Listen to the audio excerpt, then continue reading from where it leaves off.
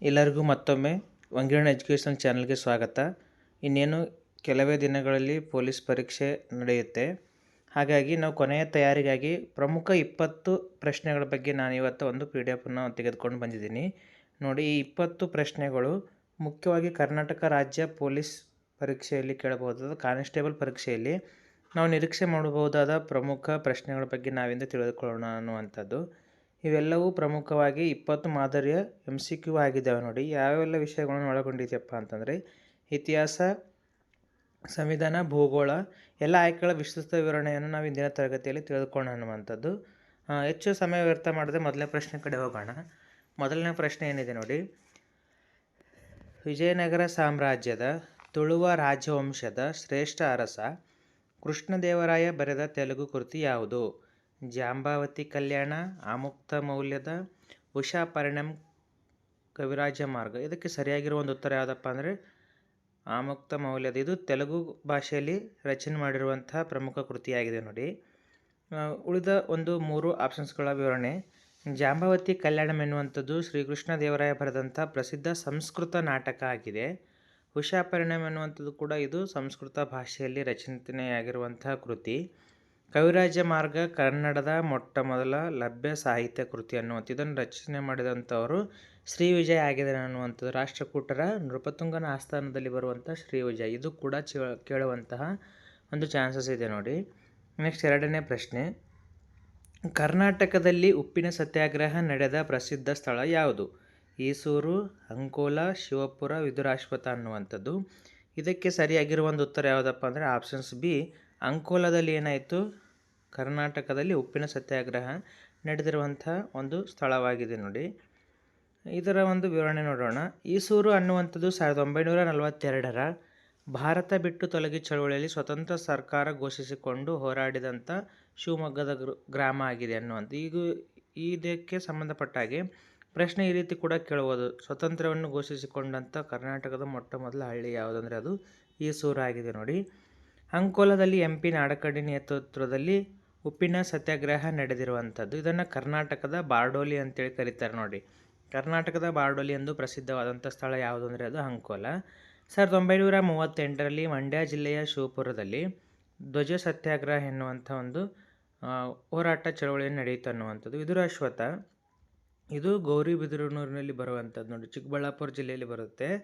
1938ರಲ್ಲಿ ಬ್ರಿಟಿಷರ ಗುಂಡೇಟಿಗೆ ದೇಶಭಕ್ತರು ಬಲಿಯಾಗಿರುವಂಥ ಸ್ಥಳ ಆಗಿದೆ. ಇದನ್ನು ಕರ್ನಾಟಕದ ಜಲಿಯನ್ ವಾಲಾಬಾಗ್ ಅಂತೇಳಿ ಕರೀತಾರೆ. ಇದು ಪ್ರಶ್ನೆ ಈ ರೀತಿ ಕೂಡ ಕೇಳಬಹುದು. ನೋಡಿ, ಕರ್ನಾಟಕದ ಜಲಿಯನ್ ವಾಲಾಬಾಗ್ ಎಂದೇಳಿ ಪ್ರಸಿದ್ಧವಾದಂಥ ಸ್ಥಳ ಯಾವುದಂದರೆ ಅದು ವಿದುರಾಶ್ವತ್ಥ ಆಗಿದೆ. ನೋಡಿ, ನೆಕ್ಸ್ಟ್ ಮುಂದಿನ ಪ್ರಶ್ನೆಗೆ ಹೋಗೋಣ. ಭಾರತದ ಸಂವಿಧಾನದ ಯಾವ ವಿಧಿಯು ಅಸ್ಪೃಶ್ಯತೆ ಆಚರಣೆಯನ್ನು ನಿಷೇಧಿಸುತ್ತದೆ? 14ನೇ ವಿಧಿ, 17ನೇ ವಿಧಿ, 19ನೇ ವಿಧಿ, 21ನೇ ವಿಧಿ. ನಾನೀಗಾಗಲೇ ಕಳೆದ ಒಂದು ವಿಡಿಯೋದಲ್ಲಿ ಪ್ರಮುಖ ವಿಧಿಗಳ ಬಗ್ಗೆ ತರಗತಿಯನ್ನು ಕೂಡ ಮಾಡಿದ್ದೀನಿ. ಆ ವಿಡಿಯೋನ ನೀವು ಡಿಸ್ಕ್ರಿಪ್ಷನ್ ಬಾಕ್ಸಲ್ಲಿ ಅಥವಾ ವಿಡಿಯೋಸ್ಗಳಲ್ಲಿ ನೀವು ನೋಡ್ಬೋದು. ಪ್ರಮುಖ ವಿಧಿಗಳ ಬಗ್ಗೆ ನಾನು ಏನು ಮಾಡಿದ್ದೀನಿ, ತರಗತಿಯನ್ನು ಕೂಡ ಮಾಡಿದ್ದೀನಿ. ಆದ್ದರಿಂದ ಇಲ್ಲಿ ಸರಿಯಾಗಿರೋ ಒಂದು ಉತ್ತರ ಯಾವುದಪ್ಪ ಅಂದರೆ 17ನೇ ವಿಧಿ ಆಗಿದೆ. ನೋಡಿ, 17ನೇ ವಿಧಿಯ ಪ್ರಕಾರ ಅಸ್ಪೃಶ್ಯತೆಯನ್ನು ನಿಷೇಧ ಮಾಡಲಾಗಿದೆ ನಮ್ಮ ಸಂವಿಧಾನದಲ್ಲಿ ಅನ್ನುವಂಥದ್ದು. ಇದರ ಒಂದು ವಿವರಣೆ ನೋಡೋಣ. 14ನೇ ವಿಧಿ ಏನು ಹೇಳುತ್ತಪ್ಪ ಅಂದರೆ ಕಾನೂನಿನ ಮುಂದೆ ಎಲ್ಲರೂ ಸಮಾನರು ಅನ್ನುವಂಥ ಒಂದು ಸಮಾನತೆ ಹಕ್ಕಾಗಿದೆ. ನೋಡಿ, 19ನೇ ವಿಧಿ ವಾಕ್ ಮತ್ತು ಅಭಿವ್ಯಕ್ತಿ ಸ್ವಾತಂತ್ರ್ಯ ಸೇರಿದಂತೆ 6 ರೀತಿಯ ಸ್ವಾತಂತ್ರ್ಯ ಹಕ್ಕುಗಳ ಕುರಿತು ಇದು ಹೇಳುತ್ತೆ. ಮತ್ತು ಮುಂದುವರೆದು 21ನೇ ವಿಧಿ ಜೀವಿಸುವ ಹಕ್ಕು ಮತ್ತು ವೈಯಕ್ತಿಕ ಸ್ವಾತಂತ್ರ್ಯದ ಹಕ್ಕಿನ ಬಗ್ಗೆ ಇದು ತಿಳಿಸಿಕೊಡುತ್ತೆ ಅನ್ನುವಂಥದ್ದು, ರೈಟ್ ಟು ಲೈಫ್ ಅನ್ನುವಂಥದ್ದು. ನೆಕ್ಸ್ಟು 4ನೇ ಪ್ರಶ್ನೆ, ಭಾರತೀಯ ಸಂವಿಧಾನದ ಮೂಲಭೂತ ಕರ್ತವ್ಯಗಳನ್ನು ಯಾವ ದೇಶದ ಸಂವಿಧಾನದಿಂದ ಎರವಲು ಪಡೆಯಲಾಗಿದೆ? ಅಮೇರಿಕಾ, ಬ್ರಿಟನ್, ರಷ್ಯಾ, ಕೆನಡಾ ಅನ್ನುವಂಥದ್ದು. ಇದಕ್ಕೆ ಸರಿಯಾಗಿರುವ ಒಂದು ಉತ್ತರ ಯಾವುದಪ್ಪ ಅಂದರೆ ಆಪ್ಷನ್ಸ್ ಸಿ, ರಷ್ಯಾ ದೇಶದಿಂದ ನಾವೇನು ಮಾಡಿದ್ದೀವಿ, ಯೂನಿಯನ್ USSR ಅಂತ ಕರಿತೀವಿ, ಯೂನಿಯನ್ ಸೋವಿಯತ್ ರಷ್ಯಾ ಅನ್ನುವಂಥದ್ದು. ಇಲ್ಲಿ ಸರಿಯಾಗಿರೋ ಉತ್ತರ ರಷ್ಯಾ. ನೋಡಿ, ಇದರ ಒಂದು ವಿವರಣೆ, USA ದೇಶದಿಂದ ಅಂದರೆ ಅಮೆರಿಕ ದೇಶದಿಂದ ನಾವೇನನ್ನು ಪಡೆದುಕೊಂಡಿದ್ದೀವಪ್ಪ ಅಂತಂದರೆ ಮೂಲಭೂತ ಹಕ್ಕುಗಳು, ನ್ಯಾಯಾಂಗ ವಿಮರ್ಶೆ ಮತ್ತು ಉಪರಾಷ್ಟ್ರಪತಿಯ ಹುದ್ದೆಯನ್ನು ನಾವಿಲ್ಲಿ ಪಡ್ಕೊಂಡಿದ್ದೀವಿ ಅನ್ನುವಂಥ. ಮತ್ತು ಯುನೈಟೆಡ್ ಕಿಂಗ್ಡಮ್ ಅಂದರೆ ಬ್ರಿಟನ್ ದೇಶದಿಂದ ನಾವು ಸಂಸದೀಯ ಸರ್ಕಾರದ ಪದ್ಧತಿ, ಏಕಪೌರತ್ವ, ಕಾನೂನಿನ ಆಡಳಿತದ ಬಗ್ಗೆ ನಾವಿಲ್ಲಿ ಎರವಲನ್ನು ಪಡೆದುಕೊಂಡಿದ್ದೀವಿ. ಅದೇ ರೀತಿಯಾಗಿ ಕೆನಡಾದಿಂದ ಬಲವಾದ ಕೇಂದ್ರವನ್ನು ಹೊಂದಿರುವ ಒಕ್ಕೂಟ ಪದ್ಧತಿ ಮತ್ತು ಶೇಷಾಧಿಕಾರಗಳು ಎನ್ನುವಂಥ ವಿಷಯವನ್ನು ನಾವು ಎರವಲನ್ನು ಪಡೆದುಕೊಂಡಿದ್ದೀವಿ ಅನ್ನುವಂಥದ್ದು. ನೆಕ್ಸ್ಟು 5ನೇ ಪ್ರಶ್ನೆ, ಭಾರತದ ಮುಖ್ಯ ಚುನಾವಣಾ ಆಯುಕ್ತರನ್ನು ಯಾರು ನೇಮಕ ಮಾಡುತ್ತಾರೆ? ಪ್ರಧಾನಮಂತ್ರಿ, ರಾಷ್ಟ್ರಪತಿ, ಸುಪ್ರೀಂ ಕೋರ್ಟಿನ ಮುಖ್ಯ ನ್ಯಾಯಾಧೀಶರು ಹಾಗೂ ಸಂಸತ್ ಅನ್ನುವಂಥದ್ದು.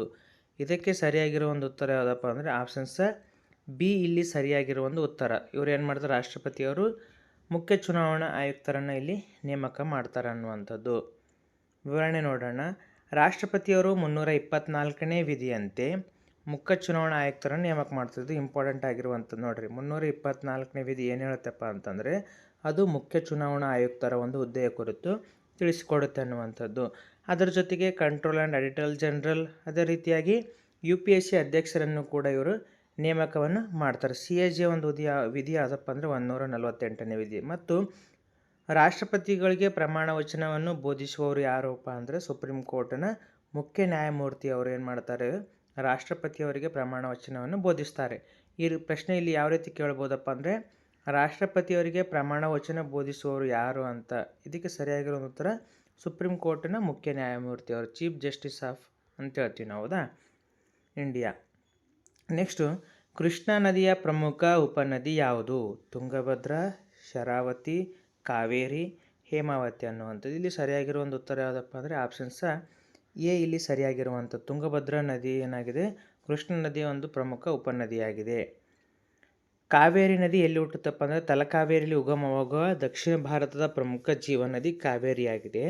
ಶರಾವತಿಯು ಪಶ್ಚಿಮಾಭಿಮುಖವಾಗಿ ಹರಿಯುವ ನದಿಯಾಗಿದ್ದು ಜೋಗ ಜಲಪಾತಕ್ಕೆ ಪ್ರಸಿದ್ಧ. ಅಂದರೆ ಕರ್ನಾಟಕದಲ್ಲಿ ಎತ್ತರವಾಗಿರುವಂಥ ಜೋಗ ಜಲಪಾತ ಯಾವ ನದಿಯಿಂದ ನಿರ್ಮಾಣಗೊಂಡಿದೆ? ಅದು ಶರಾವತಿ ನದಿಯಿಂದ. ಮತ್ತು ಹೇಮಾವತಿ ನದಿಯು ಕಾವೇರಿ ನದಿಯ ಒಂದು ಪ್ರಮುಖ ಉಪನದಿಯಾಗಿದೆ. ನೆಕ್ಸ್ಟ್ 7ನೇ ಕ್ವಶನ್ಗೆ ಹೋಗೋಣ. 7ನೇ ಕ್ವಶನ್ ಏನಿದೆ ನೋಡಿ, ಕರ್ನಾಟಕದ ಅತ್ಯಂತ ಎತ್ತರದ ಶಿಖರ ಯಾವುದು? ಕುದುರೆಮುಖ, ಮುಳ್ಳಯ್ಯನಗಿರಿ, ಬಾಬಾ ಬುಡನ್ಗಿರಿ, ಕೊಡಚಾದ್ರಿ ಅನ್ನುವಂಥದ್ದು. ಇದು ಸರಿಯಾಗಿರುವ ಒಂದು ಉತ್ತರ ಯಾವುದಪ್ಪ ಅಂದರೆ ಆಪ್ಷನ್ಸ್ ಬಿ ಮುಳ್ಳಯ್ಯನಗಿರಿ ಅನ್ನುವಂಥದ್ದು ಕರ್ನಾಟಕದಲ್ಲಿಯೇ ಇರುವಂತಹ ಅತ್ಯಂತ ಎತ್ತರವಾದ ಶಿಖರ. ಭಾರತದ್ದು ಯಾವುದಪ್ಪ ಅಂತಂದರೆ K2 ಶಿಖರ ಅಂತ ಹೇಳ್ತಿದ್ವಿ, ಭಾರತದ್ದು. ಅದೇ ರೀತಿಯಾಗಿ ಪ್ರಪಂಚದಂತ ಬಂದಾಗ ನಾವು ಯಾವುದನ್ನು ನೋಡ್ತೀವಪ್ಪ ಅಂತಂದರೆ ಮೌಂಟ್ ಎವರೆಸ್ಟನ್ನು ನಾವೇನು ಮಾಡ್ತೀವಿ, ಪ್ರಪಂಚದಲ್ಲಿ ಅತ್ಯಂತ ಎತ್ತರವಾಗಿರುವಂಥ ಒಂದು ಶಿಖರವನ್ನು ನಾವು ನೋಡ್ತೀವಿ ಅನ್ನುವಂಥದ್ದು ಪ್ರಪಂಚದಲ್ಲಿ. ಇದರ ಒಂದು ವಿವರಣೆ ನೋಡೋಣ. ಕುದುರೆಮುಖ ಚಿಕ್ಕಮಗಳೂರಿನ ಪ್ರಸಿದ್ಧ ಒಂದು ಶಿಖರವಾಗಿದ್ದು ಕಬ್ಬಿಣದ ಅದಿರಿಗೆ ಹೆಸರುವಾಸಿಯಾಗಿರುವಂಥ ಒಂದು ಸ್ಥಳ. ಅದರ ಜೊತೆಗೆ ಮುಳ್ಳಯ್ಯನಗಿರಿ ಕರ್ನಾಟಕದ ಅತ್ಯಂತ ಎತ್ತರದ ಶಿಖರ. ಇದು 1930 ಮೀಟರ್ ಆಗಿದೆ. ಬಾಬಾ ಬುಡನ್ಗಿರಿ ಭಾರತದಲ್ಲಿ ಮೊದಲು ಕಾಫಿ ಸಸಿ ನೆಟ್ಟ ಪ್ರಸಿದ್ಧ ಪರ್ವತ ಶ್ರೇಣಿಯಾಗಿದೆ. ನೆಕ್ಸ್ಟು ಕೊಡಚಾದ್ರಿ, ಇದು ಶಿವಮೊಗ್ಗ ಜಿಲ್ಲೆಯಲ್ಲಿ ಬರುವಂಥ ಪ್ರಮುಖ ಒಂದು ಗಿರಿಶಿಖರವಾಗಿದೆ ನೋಡಿ. ನೆಕ್ಸ್ಟ್ 8ನೇ ಪ್ರಶ್ನೆ, ಸೂರ್ಯನ ಬೆಳಕು ಭೂಮಿಯನ್ನು ತಲುಪಲು ತೆಗೆದುಕೊಳ್ಳುವ ಅಂದಾಜು ಸಮಯ ಎಷ್ಟು? 2 ನಿಮಿಷ, 5 ನಿಮಿಷ, 8 ನಿಮಿಷ 20 ಸೆಕೆಂಡ್, ಡಿ 10 ನಿಮಿಷ ಅನ್ನುವಂಥದ್ದು. ಇಲ್ಲಿ ಸರಿಯಾಗಿರೋ ಒಂದು ಉತ್ತರ ಯಾವುದಪ್ಪ ಅಂದರೆ ಆಪ್ಷನ್ ಸಿ 8 ನಿಮಿಷ 20 ಸೆಕೆಂಡು ಸೂರ್ಯನ ಬೆಳಕು ಭೂಮಿಯನ್ನು ತಲುಪಲಿಕ್ಕೆ ತೆಗೆದುಕೊಳ್ಳುವಂಥ ಪ್ರಮುಖ ಸಮಯವಾಗಿದೆ ನೋಡಿ. ಸೂರ್ಯನ ಬೆಳಕು ಸೆಕೆಂಡಿಗೆ 3 ಲಕ್ಷ ಕಿಲೋಮೀಟರ್ ವೇಗದಲ್ಲಿ ಚಲಿಸಿ ಭೂಮಿಯನ್ನು ತಲುಪಲು ಸುಮಾರು 500 ಸೆಕೆಂಡ್ಗಳು ಅಂದರೆ 8 ನಿಮಿಷ 20 ಸೆಕೆಂಡ್ ಇದು ತೆಗೆದುಕೊಳ್ಳುತ್ತೆ ಅನ್ನುವಂಥದ್ದು. 9ನೇ ಪ್ರಶ್ನೆ, ಮಾನವನ ರಕ್ತದ pH ವ್ಯಾಲ್ಯೂ ಅಥವಾ pH ಮೌಲ್ಯ ಎಷ್ಟು? 6.0, 7.4, 8.5 ಮತ್ತು 5.5 ಅನ್ನುವಂಥದ್ದು. ಇದಕ್ಕೆ ಸರಿಯಾಗಿರುವ ಒಂದು ಉತ್ತರ ಯಾವುದಪ್ಪ ಅಂದರೆ ಆಪ್ಷನ್ಸ್ ಬಿ ಅನ್ನುವಂಥದ್ದು ಇಲ್ಲಿ ಸರಿಯಾಗಿರುವ ಒಂದು ಉತ್ತರವಾಗಿದೆ ನೋಡಿ. ನೆಕ್ಸ್ಟ್ ಇದರ ಒಂದು ವಿವರಣೆ ನೋಡೋಣ. ಇದು pH ಮೌಲ್ಯ 7.0 ಇದ್ದರೆ ಅದು ತಟಸ್ಥ ಮೌಲ್ಯ. ಶುದ್ಧ ನೀರಿಗೆ ಒಂದು pH ಮೌಲ್ಯ ಎಷ್ಟಪ್ಪ ಅಂದರೆ 7 ಆಗಿದೆ ನೋಡಿ, 7.0. ಅದೇ ರೀತಿಯಾಗಿ ಮಾನವನ ಒಂದು ರಕ್ತದ ಮೌಲ್ಯ 7.4, ಸ್ವಲ್ಪ ಪ್ರತ್ಯಾಮ್ಲೀಯ ಸ್ವರೂಪವನ್ನು ಇದು ಪಡೆದುಕೊಂಡಿದೆ. pH ಮೌಲ್ಯ 7ಗಿಂತ ಕಡಿಮೆ ಇದ್ದರೂ ಆಮ್ಲೀಯ, pH ಮೌಲ್ಯ 7ಗಿಂತ ಹೆಚ್ಚಾಗಿದ್ರೆ ಅದು ಪ್ರತ್ಯಾಮ್ಲೀಯ ಮೌಲ್ಯವನ್ನು ಒಳಗೊಂಡಿರ್ತದೆ ಅನ್ನುವಂಥದ್ದು. ನೆಕ್ಸ್ಟ್ ಪ್ರಶ್ನೆ, ಕಂಪ್ಯೂಟರ್ನ ಮೆದುಳು ಎಂದು ಯಾವುದನ್ನು ಕರೆಯುತ್ತಾರೆ? Options A RAM, ROM, CPU, hard disk ಅನ್ನುವಂಥದ್ದು. ಇದಕ್ಕೆ ಸರಿಯಾಗಿರೋ ಒಂದು ಉತ್ತರ ಯಾವುದಪ್ಪ ಅಂದರೆ ಆಪ್ಷನ್ ಸಿ. CPU ಕಂಪ್ಯೂಟರ್ನ ಬ್ರೇನ್ ಅಂತೇಳಿ ಅಥವಾ ಬ್ರೇನ್ ಆಫ್ ದ ಕಂಪ್ಯೂಟರ್, ಮೆದುಳು ಅಂತೇಳಿ ಕರೀತಾರೆ ನೋಡಿ. ಇದರ ಒಂದು ವಿವರಣೆ, ರ್ಯಾಮ್ನ ಒಂದು ಫುಲ್ ಫಾರ್ಮ್ ಏನಪ್ಪ ಅಂದರೆ ರ್ಯಾಂಡಮ್ ಆಕ್ಸೆಸ್ ಮೆಮೊರಿ ಅನ್ನುವಂಥದ್ದು. ಅದೇ ರೀತಿಯಾಗಿ ರೋಮ್ನ ಒಂದು full form read only memory ಅನ್ನುವಂಥದ್ದು. CPU ಒಂದು full form central processing unit ಅನ್ನುವಂಥದ್ದು. ಈ ಫುಲ್ ಫಾರ್ಮ್ ಕೇಳುವಂತಹ ಚಾನ್ಸಸ್ಸನ್ನು ನಾವು ನಿರೀಕ್ಷೆಯನ್ನು ಮಾಡ್ಬೋದಾಗಿದೆ ನೋಡಿ ಈ ಒಂದು ಪರೀಕ್ಷೆಯಲ್ಲಿ. ನೆಕ್ಸ್ಟ್ 11ನೇ ಪ್ರಶ್ನೆ, ಸಿಂಧೂ ಬಯಲಿನ ನಾಗರಿಕತೆಯ ಪ್ರಸಿದ್ಧ ಹಡಗುಕಟ್ಟೆ ಎಲ್ಲಿ ಪತ್ತೆಯಾಗಿದೆ? ಆಪ್ಷನ್ಸ್ ಎ ಹರಪ್ಪ, ಮೊಹೆಂಜೊದಾರೋ, ಲೋಥಾಲ್, ಕಾಳಿಬಂಗನ್ ಅನ್ನುವಂಥದ್ದು. ಇಲ್ಲಿ ಸರಿಯಾಗಿರೋ ಒಂದು ಉತ್ತರ ಯಾವುದಪ್ಪ ಅಂದರೆ ಆಪ್ಷನ್ ಸಿ. ಲೋಥಾಲ್ನಲ್ಲಿ ಏನಾಗಿದೆ, ಪ್ರಸಿದ್ಧ ಹಡಗುಕಟ್ಟೆ ಡಾಕ್ ಯಾರ್ಡ್ ಅನ್ನುವಂಥದ್ದು ಪತ್ತೆಯಾಗಿದೆ ನೋಡಿ. ಲೋಥಾಲ್ ಅನ್ನುವಂಥದ್ದು ಎಲ್ಲಿ ಬರುತ್ತಪ್ಪ ಅಂದರೆ ಅದು ಇಂದು ಗುಜರಾತ್ ರಾಜ್ಯದಲ್ಲಿ ಇದು ಕಂಡು ಬರುತ್ತೆ ನೋಡಿ. ಎಲ್ಲಿ ಅಂತಂದರೆ ಇದು ಇಂದಿನ ಗುಜರಾತ್ ರಾಜ್ಯದಲ್ಲಿ ಅದು ಕಂಡು ಬರುತ್ತೆ. ನೆಕ್ಸ್ಟು ಮುಂದಿನ ಒಂದು ವಿವರಣೆ ನೋಡೋಣ. ಹರಪ್ಪವನ್ನು 1921ರಲ್ಲಿ ದಯಾರಾಮ್ ಸಹಾನಿಯವರು ಶೋಧಿಸಿದಂಥ ಮೊದಲ ಒಂದು ಸಿಂಧೂ ನಗರವಾಗಿದೆ.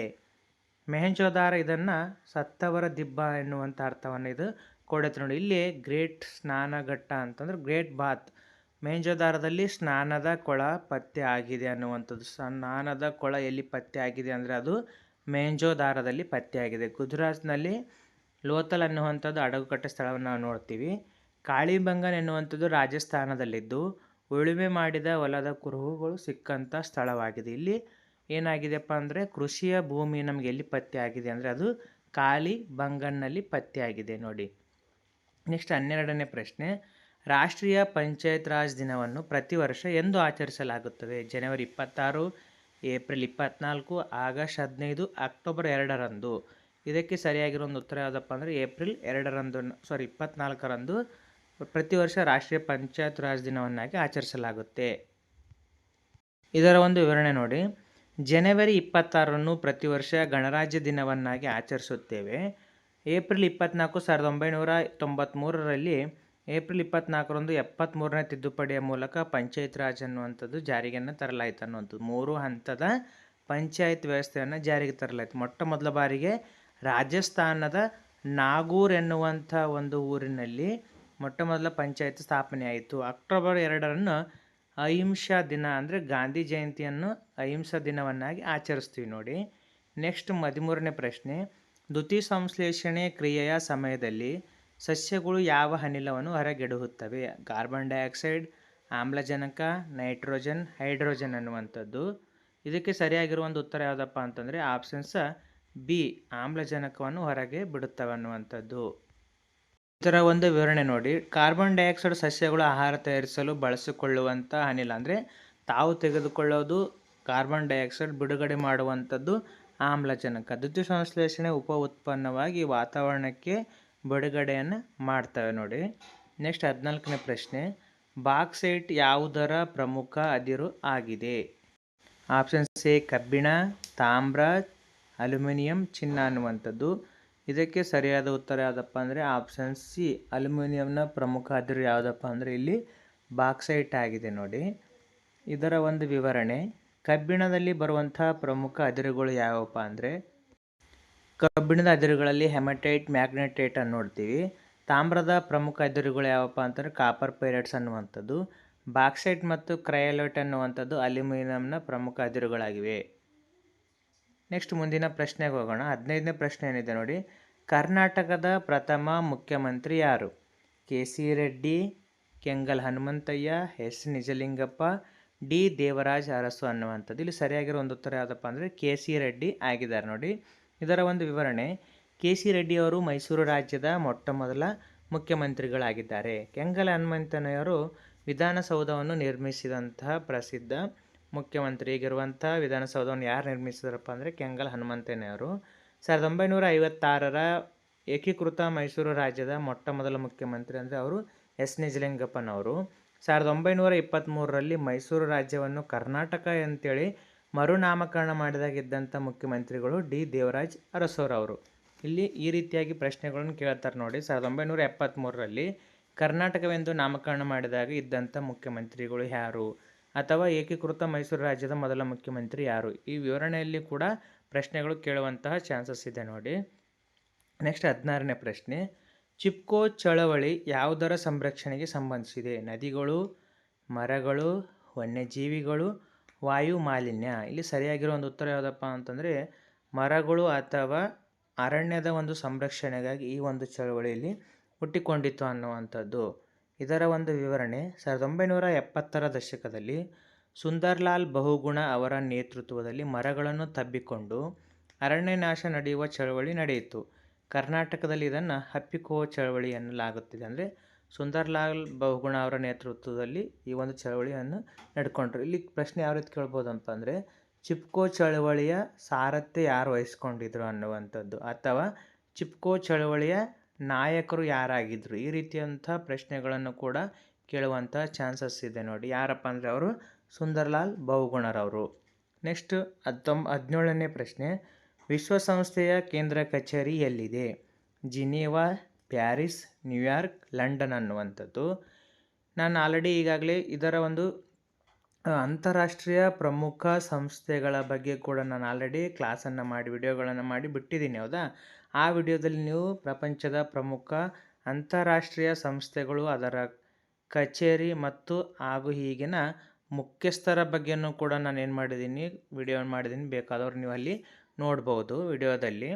ಇದರ ಒಂದು ಇಲ್ಲಿ ಸರಿಯಾಗಿರೋ ಒಂದು ಉತ್ತರ ಯಾವುದಪ್ಪ ಅಂತಂದರೆ ನ್ಯೂಯಾರ್ಕ್ನಲ್ಲಿ ನಾವು ಯುನೈಟೆಡ್ ನೇಷನ್ಸ್ ಆಫ್ ಆರ್ಗನೈಜೇಷನ್, ವಿಶ್ವಸಂಸ್ಥೆಯ ಒಂದು ಕೇಂದ್ರ ಕಚೇರಿ ನಾವಲ್ಲಿ ಕಾಣ್ತೀವಿ ಅನ್ನುವಂಥದ್ದು. ಇದರ ಒಂದು ವಿವರಣೆ ನೋಡೋಣ. ಜಿನೇವಾದಲ್ಲಿ ನಾವು ಯಾವ ಕೇಂದ್ರ ಅಂದರೆ ವಿಶ್ವಸಂಸ್ಥೆ ಯಾವ ಅಂಗಸಂಸ್ಥೆಗಳ ಕೇಂದ್ರ ಕಚೇರಿ ನೋಡ್ತೀವಪ್ಪ ಅಂದರೆ WHO, ವರ್ಲ್ಡ್ ಹೆಲ್ತ್ ಆರ್ಗನೈಜೇಷನ್ ಒಂದು ಕೇಂದ್ರ ಕಚೇರಿ ನೋಡ್ತೀವಿ. ಅದರ ಜೊತೆಗೆ WTO, ವರ್ಲ್ಡ್ ಟ್ರೇಡ್ ಆರ್ಗನೈಜೇಷನ್, ವಿಶ್ವ ವ್ಯಾಪಾರ ಸಂಸ್ಥೆ ಒಂದು ಕೇಂದ್ರ ಕಚೇರಿ ಕಾಣ್ತೀವಿ. ಮತ್ತು ಪ್ಯಾರಿಸ್ ಎನ್ನುವಂಥ ದೇಶದ ಒಂದು ನಗರದಲ್ಲಿ UNESCO, United Nations Educational, Scientific and Cultural Organisation ಅಂತ ಹೇಳ್ತೀವಿ. ಅದರ ಒಂದು ಕೇಂದ್ರ ಕಚೇರಿ ಇರುವಂಥದ್ದು ಪ್ಯಾರಿಸ್ನಲ್ಲಿ. ಯುಎನ್ಒದಲ್ಲಿ ಯುನಿಸೆಫ್ ಮತ್ತು ಯುಎನ್ಒದ ಒಂದು ಕೇಂದ್ರ ಕಚೇರಿ ನಾವಿಲ್ಲಿ ಕಾಣ್ತೀವಿ ಅನ್ನುವಂಥದ್ದು. 18ನೇ ಪ್ರಶ್ನೆ, ಭಾರತೀಯ ರಿಸರ್ವ್ ಬ್ಯಾಂಕ್ ಅಂದರೆ RBIನ ಕೇಂದ್ರ ಕಚೇರಿ ಎಲ್ಲಿದೆ? ಆಪ್ಷನ್ಸ್ ಎ ನವದೆಹಲಿ, ಮುಂಬೈ, ಕೋಲ್ಕತ್ತಾ, ಬೆಂಗಳೂರು. ಇಲ್ಲಿ ಸರಿಯಾಗಿರೋ ಒಂದು ಉತ್ತರ ಯಾವುದಪ್ಪ ಅಂದರೆ ಆಪ್ಷನ್ಸ್ ಬಿ, ಮುಂಬೈನಲ್ಲಿ ನಾವೇನು ಮಾಡ್ತೀವಪ್ಪ ಅಂದರೆ RBIನ ಪ್ರಮುಖ ಕೇಂದ್ರ ಕಚೇರಿ ನಾವಿಲ್ಲಿ ನೋಡ್ತೀವಿ. ಇದನ್ನು ಬ್ಯಾಂಕ್ಗಳ ಬ್ಯಾಂಕ್ ಅಂತೇಳಿ ಕರೀತಾರೆ ನೋಡ್ರಿ. RBIಯನ್ನು ಬ್ಯಾಂಕ್ಗಳ ಬ್ಯಾಂಕ್ ಅಂತೇಳಿ ಕರೀತಾರೆ. ಯಾವುದನ್ನಪ್ಪ ಅಂದರೆ ಅದು RBIಯನ್ನು ಕರೀತಾರೆ. ಇದರ ಒಂದು ವಿವರಣೆ ನೋಡೋಣ. RBI 1935ರಲ್ಲಿ ಕೋಲ್ಕತ್ತಾದಲ್ಲಿ ಸ್ಥಾಪನೆಯಾಯಿತು. ಆದರೆ 1937ರಲ್ಲಿ ಅದರ ಪ್ರಧಾನ ಕಚೇರಿಯನ್ನು ಮುಂಬೈಗೆ ಸ್ಥಳಾಂತರಿಸಲಾಯಿತು ಅನ್ನುವಂಥದ್ದು. ಅಂದರೆ RBI ಯಾವಾಗ ಸ್ಥಾಪನೆ ಆಯಿತು ಇದು ಕೂಡ ಪ್ರಶ್ನೆ ಆಗಿದೆ ನೋಡಿ. ಯಾವಾಗಪ್ಪ ಅಂದರೆ 1935ರಲ್ಲಿ ಇದರ ಒಂದು ಸ್ಥಾಪನೆಯಾಗಿರುವಂಥದ್ದು. ನೆಕ್ಸ್ಟ್ ಮುಂದಿನ ಪ್ರಶ್ನೆ, ಭಾರತದ ಅತಿ ಉದ್ದವಾದ ಕರಾವಳಿ ತೀರವನ್ನು ಹೊಂದಿರುವ ರಾಜ್ಯ ಯಾವುದು? ಆಂಧ್ರ ಪ್ರದೇಶ, ತಮಿಳುನಾಡು, ಮಹಾರಾಷ್ಟ್ರ, ಗುಜರಾತ್ ಅನ್ನುವಂಥದ್ದು. ಇದಕ್ಕೆ ಸರಿಯಾಗಿರುವ ಒಂದು ಉತ್ತರ ಯಾವುದಪ್ಪ ಅಂತಂದರೆ ಗುಜರಾತ್ ಆಗಿದೆ ನೋಡಿ. ಗುಜರಾತ್ ಭಾರತದಲ್ಲಿಯೇ ಹೆಚ್ಚು ಕರಾವಳಿ ತೀರವನ್ನು ಹೊಂದಿರುವಂತಹ ರಾಜ್ಯವಾಗಿದೆ. ಭಾರತದಲ್ಲಿ ಒಟ್ಟು 9 ರಾಜ್ಯಗಳು ಕರಾವಳಿ ತೀರವನ್ನು ಹೊಂದಿದ್ದಾವೆ. ಆಂಧ್ರ ಪ್ರದೇಶ ಸರಿಸುಮಾರು 1600 ಕಿಲೋಮೀಟರ್ ಹೆಚ್ಚು ಒಂದಿಗಿಸಿಂದ ಅತಿ ಹೆಚ್ಚು ಕಿಲೋಮೀಟರ್ ದೂರವನ್ನು ಹೊಂದಿದೆ. ಅದೇ ರೀತಿಯಾಗಿ ಆಂಧ್ರ ಪ್ರದೇಶ 2ನೇ ಸಾಲಿನಲ್ಲಿ ಬರುತ್ತೆ ಅನ್ನುವಂಥದ್ದು. ಒಟ್ಟು 9 ರಾಜ್ಯಗಳು ಕರಾವಳಿ ತೀರವನ್ನು ಹೊಂದಿದ್ದಾವೆ. ಯಾವಪ್ಪ ಅಂತಂದರೆ ಮೊದಲನೇದಾಗಿ ಗುಜರಾತ್ ರಾಜ್ಯ, ಎರಡನೇದಾಗಿ ಮಹಾರಾಷ್ಟ್ರ, ಮೂರನೇದಾಗಿ ಗೋವಾ, ನಾಲ್ಕನೇದಾಗಿ ನಮ್ಮ ರಾಜ್ಯ ಕರ್ನಾಟಕ, ಐದನೇದಾಗಿ ಕೇರಳ ಮತ್ತು ಆರನೇದಾಗಿ ತಮಿಳುನಾಡು, 7ನೇ ರಾಜ್ಯ ಆಂಧ್ರ ಪ್ರದೇಶ, 8ನೇ ರಾಜ್ಯ ಒಡಿಸ್ಸಾ ಮತ್ತು 9ನೇ ರಾಜ್ಯ ಯಾವುದಪ್ಪ ಅಂತಂದರೆ ಇಲ್ಲಿ ನಾವು ವೆಸ್ಟ್ ಬೆಂಗಾಲ್ ಅಂತ ನಾವು ನೋಡ್ತೀವಿ. ಅದು ಪಶ್ಚಿಮ. ಒಟ್ಟು 9 ರಾಜ್ಯಗಳು ಏನು ಮಾಡಿದ್ದಾವಪ್ಪ ಅಂದರೆ ಕರಾವಳಿ ತೀರವನ್ನು ಹೊಂದಿದ್ದಾವೆ. ನಮ್ಮ ರಾಜ್ಯ ಎಷ್ಟು ಅಂದರೆ ಸರಿಸುಮಾರು 320 ಕಿಲೋಮೀಟ್ರ್ ನಮ್ಮ ಕರ್ನಾಟಕ ರಾಜ್ಯ ಏನು ಮಾಡಿದೆ ಒಟ್ಟು ಕರಾವಳಿ ತೀರವನ್ನು ಹೊಂದಿರುವಂಥ ದೂರ ಎಷ್ಟಪ್ಪ ಅಂದರೆ 320 ಕಿಲೋಮೀಟರ್. ಬಂದಿ ಪ್ರತ್ಯಕ್ಷೀಕರಣ ರಿಟ್ಟಿನ ಮುಖ್ಯ ಉದ್ದೇಶವೇನು? ABS ಕಾರ್ಪಸ್ನ ಒಂದು ಮುಖ್ಯ ಉದ್ದೇಶ ಯಾವುದಾಗಿದೆ? ಅಕ್ರಮ ಬಂಧನದಿಂದ ರಕ್ಷಣೆ, ಕೆಳಗಿನ ನ್ಯಾಯಾಲಯಕ್ಕೆ ತಡೆ, ಕರ್ತವ್ಯ ನಿರ್ವಹಿಸಲು ಆದೇಶ, ಸಾರ್ವಜನಿಕ ಹುದ್ದೆ ತಡೆ ಅನ್ನುವಂಥದ್ದು. ಇಲ್ಲಿ ಸರಿಯಾಗಿರೋ ಒಂದು ಉತ್ತರ ಯಾವುದಪ್ಪ ಅಂದರೆ ಆಪ್ಷನ್ಸ್ ಎ, ಅಕ್ರಮ ಬಂಧನದಿಂದ ರಕ್ಷಣೆ ನೀಡುವಂಥ ಒಂದು ರಿಟ್ ಯಾವುದಪ್ಪ ಅಂದರೆ ಅದು ಬಂದಿ ಪ್ರತ್ಯಕ್ಷೀಕರಣ ಅಂದರೆ ಹೇಬಿಯಸ್ ಕಾರ್ಪಸ್ ಆಗಿದೆ. ಈಗ ಒಂದು ವಿವರಣೆ ನೋಡೋಣ. ಹೇಬಿಯಸ್ ಕಾರ್ಪಸ್ ಅಂತಂದರೆ ಅಕ್ರಮವಾಗಿ ಬಂಧಿತನಾದ ವ್ಯಕ್ತಿಯನ್ನು 24 ಗಂಟೆ ಒಳಗಡೆ ಕೋರ್ಟಿನ ಮುಂದೆ ಹಾಜರುಪಡಿಸುವಂಥದ್ದು. ಇವು ಕೂಡ ಕೇಳಿದ್ದಾರೆ ನೋಡ್ರಿ ಪರೀಕ್ಷೆಗಳಲ್ಲಿ, ಹೇಬಿಯಸ್ ಕಾರ್ಪಸ್ಸು, ಪ್ರೊಹಿಬಿಷನ್ನು, ಮ್ಯಾಂಡಮಸ್ಸು, ಕೋವಾರೆಂಟ್ ಅನ್ನುವಂಥದ್ದು. ಇದನ್ನು ಸ್ವಲ್ಪ ಸರಿಯಾಗಿ ನೋಡ್ಕೊಳ್ಳಿ, ಭಾಳಷ್ಟು ವೆರಿ ಇಂಪಾರ್ಟೆಂಟ್ ಆಗಿರುವಂಥ ಪ್ರಮುಖ ರಿಟ್ಗಳನ್ನು. ಇಲ್ಲಿ ಪ್ರೊಹಿಬಿಷನ್ ಏನನ್ನು ಹೇಳ್ತಪ್ಪ ಅಂತಂದರೆ, ಮೊದಲನೇದಾಗಿ ಹೇಬಿಯಸ್ ಕಾರ್ಪಸ್ ಏನು ಹೇಳ್ತಪ್ಪ, ಯಾವುದೇ ಒಬ್ಬ ವ್ಯಕ್ತಿಯನ್ನು ಪೊಲೀಸ್ ಸ್ಟೇಷನಲ್ಲಿ ಅವರನ್ನು ಅರೆಸ್ಟ್ ಮಾಡಿದಾಗ ಆ ವ್ಯಕ್ತಿಯನ್ನು 24 ಗಂಟೆ ಒಳಗೆ ಆತನನ್ನು ಕೋರ್ಟಿಗೆ ಸಬ್ಮಿಟನ್ನು ಮಾಡಬೇಕು. ಅದು ಹೇಳುವಂಥ ಒಂದು ರಿಟ್ ಯಾವುದಪ್ಪ ಅಂದರೆ ಹೇಬಿಯಸ್ ಕಾರ್ಪಸ್ಸು. ಮತ್ತು ಕೆಳ ನ್ಯಾಯಾಲಯದಿಂದ ಅಧಿಕಾರ ವ್ಯಾಪ್ತಿ ಮೀರದಂತೆ ತಡೆಯುವಂಥದ್ದು ಯಾವುದಪ್ಪ ಅಂದರೆ ಪ್ರೊಹಿಬಿಷನ್ ಅನ್ನುವಂಥದ್ದು. ಉನ್ನತವಾದಂಥ ನ್ಯಾಯಾಲಯಗಳು ಕೆಳ ನ್ಯಾಯಾಲಯವು ಅಧಿಕಾರವನ್ನು ಮೀರಿ ನಡೆಯುವಂಥ ಅಂದರೆ ಶಿಕ್ಷೆಯನ್ನು ಕೊಡುವಂಥದ್ದು, ತೀರ್ಪು ನೀಡ್ತಿದ್ರೆ ಅದನ್ನು ಪ್ರೊಹಿಬಿಷನ್ ಅಂತ ಹೇಳ್ತೀವಿ. ಮ್ಯಾಂಡಮಸ್ ಅಪ್ಪ ಅಂತಂದರೆ ಸರ್ಕಾರಿ ಅಧಿಕಾರಿಗೆ ಕರ್ತವ್ಯ ನಿರ್ವಹಿಸಲು ನೀಡುವಂಥ ಆದೇಶ. ಯಾವುದೇ ಒಬ್ಬ ಅಧಿಕಾರಿ ತಾನು ಕರ್ತವ್ಯ ಬಿಟ್ಟು ಹೋಗ್ತಿದ್ನಪ್ಪ ಅಂದರೆ ಆ ಕರ್ತವ್ಯವನ್ನು ಮಾಡು ಅಂತ ಹೇಳುವಂಥ ರಿಟ್ ಯಾವುದಪ್ಪ ಅಂದರೆ ಇಲ್ಲಿ ಮ್ಯಾಂಡಮಸ್ ಆಗಿದೆ. ಮತ್ತು ಕೋವಾರೆಂಟ್ ಅಂತಂದರೆ ಅನರ್ಹ ವ್ಯಕ್ತಿ ಸಾರ್ವಜನಿಕ ಹುದ್ದೆ ವಹಿಸುವುದನ್ನು ತಡೆಯುವುದು. ಆದರೆ ಅನ್ನೋನು ಒಬ್ಬ ವ್ಯಕ್ತಿ ಸಾರ್ವಜನಿಕ ಅಂದರೆ ಗೌರ್ಮೆಂಟ್ ಜಾಬನ್ನು ಪಡೆಯಲಿಕ್ಕೆ ತಡೆಯುವುದನ್ನು ನಾವಿಲ್ಲಿ ಕೋವಾರೆಂಟ್ ಅಂತ ಹೇಳ್ತೀವಿ. ಈ ಪ್ರಮುಖವಾಗಿ ಈ ರಿಟ್ಗಳನ್ನು ನೀವಿಲ್ಲಿ ನೋಡ್ಬೋದು ಅನ್ನುವಂಥದ್ದು. ಯಾರೆಲ್ಲ ಪರೀಕ್ಷೆಯನ್ನು ಬರಿತಾ ಇದ್ರು ಅವರಿಗೆಲ್ಲರಿಗೂ ಆಲ್ ದ ಬೆಸ್ಟ್ ಹೇಳ್ತಾ ಮುಂದಿನ ವಿಡಿಯೋದಲ್ಲಿ ಸಿಗೋಣ. ಉತ್ತಮ ಸಿದ್ಧತೆ ಮತ್ತು ಯಶಸ್ಸಿಗಾಗಿ ನಿರಂತರ ಅಭ್ಯಾಸವನ್ನು ಮಾಡಿ. All the best. ಮುಂದಿನ ವಿಡಿಯೋದಲ್ಲಿ ಸಿಗೋಣ. ಧನ್ಯವಾದಗಳು.